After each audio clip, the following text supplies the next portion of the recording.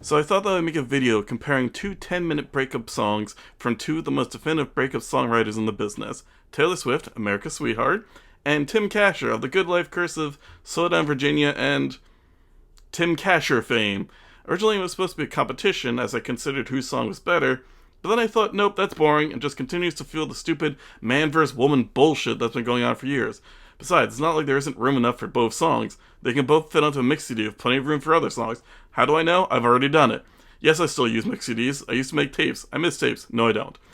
Anyway, getting back to the subject at hand, of the two, I'm guessing that you know more about Taylor Swift than Tim Kasher, considering she's been at the top of the pop game for over a decade at this point, and he's been, Tim Kasher for the last 20 years, and nobody gives a fuck.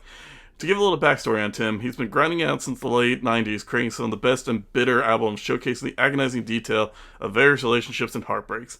He's a master of wordplay, a consummate performer, unlike his occasional label mate Conor Oberst, and a solid songwriter. His album of the Year by his band The Good Life, is one of my favorite albums of all time. If you take nothing else away from this video, listen to that album. It's a concept album where each song is a different stage of a failing relationship. The melodies are catchy, the songs are great, and you won't regret it. But today, I'm going to focus on the behemoth 10-minute song, Inmates, from this album. It's one of the best call-outs of shitty men who use their pain to manipulate their partners. Tim wrote it from a woman's perspective, and thus has Jiha Lee, a flautist that's appeared on a number of Soda Creek albums, take the lead vocals, with him and Jenny Lewis coming in on background vocals towards the end. Each verse starts with a question. When you said you loved me, did you really love me? When you needed me, did you really need me? Did you date a lot in high school? Were you always chasing girls? When you said you'd hurt me, did you think you'd hurt me? She calls her partner a wolf in secondhand clothing while she's a sheep in a pleated skirt. She calls them prisoners that they need to let go of each other to be free, finally deciding that she won't be his prisoner. It's a beautiful song and I highly recommend that you listen to it.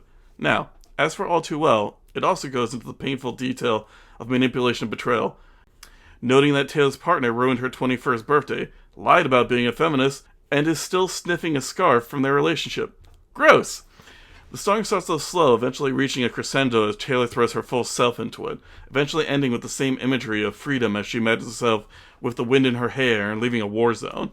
She still has questions that are seemingly going to go unanswered, just like the narrator in Inmates, but at this point she doesn't care, she just wants to get away from this person. Well, by this person we all know that it's Jake Gyllenhaal. A quick tangent on that, I've encountered a lot of people who call out Taylor Swift on her relentlessly personal and obvious love songs that make it clear who the subject is. That's disrespectful and she should be ashamed of airing her dirty laundry. First off, I have a question. Do you not remember how Tommy Two-Tone gave out a woman's phone number in song form just a few decades ago?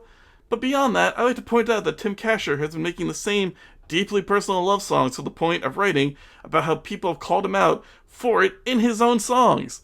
Lines like, so write it out in your dumb lyrics, in each album I get shit on a little more. Who's Tim's latest whore? Hell, he even put a woman's full name in the title of one of his songs.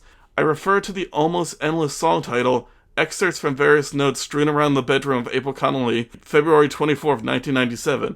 So yeah, when Taylor wants to get into that level of minutia, then we can talk. Though I'd love to hear her counterpoint her past lovers. I think that'd be hilarious.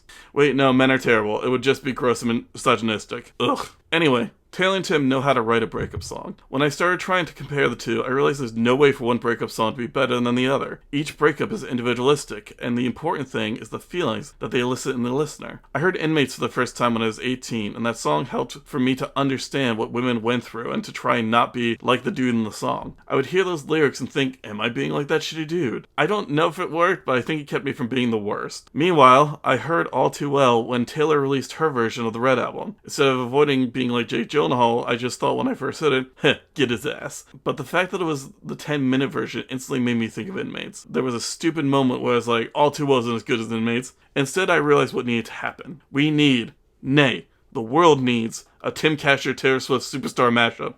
It'll be the most bitter, angry, and melodious album of all time. The wordplay, the spectacle that any live show would be like.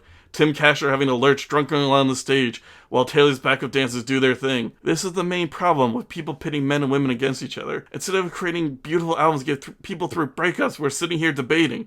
We shouldn't be fighting. We should be making great things. Carly Rae Jepsen should join My Chemical Romance. The Misfits should hang out with Haim. Asher Ray should bring in Cosmo Jarvis. we're missing out on some fantastic albums. I mean, hypothetically, most supergroups kind of suck. They never bring their A game to their big bands. However, I think both Tim and Taylor are too professional to not do their best. God, I want this album. Where's the parallel Earth where that happened? I hope it's not the same Earth where Kanye left off the Nicki Minaj verse off of Monster. That is a terrible Earth. Anyway, that's my thoughts on this whole thing. Like, share, subscribe. Yeah, you know the whole thing. And also throw in some comments. Later.